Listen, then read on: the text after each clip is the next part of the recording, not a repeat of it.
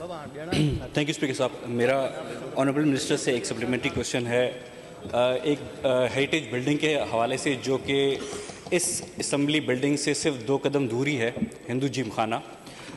Hindu gym खाना को 2005 में मुशर्रफ साहब ने हैंड ओवर कर दिया था नापा इंस्टीट्यूट को, और उन्होंने 1-2 साल में ही वहाँ पे इलीगल कंस्ट्रक्शन की थी, कोई ऑडिटोरियम उन्होंने बनाया था।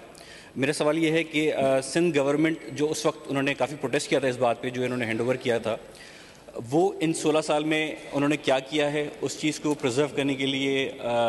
जो बिल्डिंग इस वक्त अंडर यूज़ है एक इंस्टीट्यूट के, वहाँ पे ज़ाहिर है कुछ इवेंट्स भी होते हैं, हमारी कम्युनिटी भी वहाँ पे इवेंट्स, होली दिवाली वगैरह करती है, तो उसकी वेयर एंड टेयर को प्रोटेक्ट करने के लिए वो वहाँ पे क्या किया जा रहा है? उसके अलावा मेरी एक छोटी सी सजेशन थी, इन्होंने सॉफ्ट इमेज के बारे में जिक्र किया था कुछ सवाल पहले।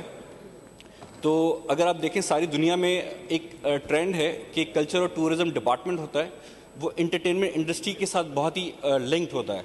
अपनी जो उनकी मूवीज़ होती हैं, ड्रामाज होते हैं, उसके थ्रू वो अपने हेरिटेज को, अपने सिटी को प्रमोट करते हैं। क्या हम इस किस्म की कोई एक्शन नहीं कर सकते, कोई इस किस्म की हम जॉइंट वेंचर्स नहीं कर सकते एयरलाइंस के साथ, अपनी ड्रामा इंडस्ट्री के साथ, जो कि इस वक्त इंटरनेशनल रीच रखती है? फिल्म इंडस्ट्री तो चलें तबाही हो गई है, लेकिन हमारा जो ड्रामा इंडस्ट्री है उसकी रीच आज भी इंटरनेशनल है और वो पॉपुलर है हर जगह पे। तो हम अपनी जो कल्चर है, अपनी बिल्डिंग्स हैं और इस किस्म के जो भी चीज़ें हैं, उनको हम प्रमोट इस तरीके से क्यों नहीं कर सकते? Thank you so much.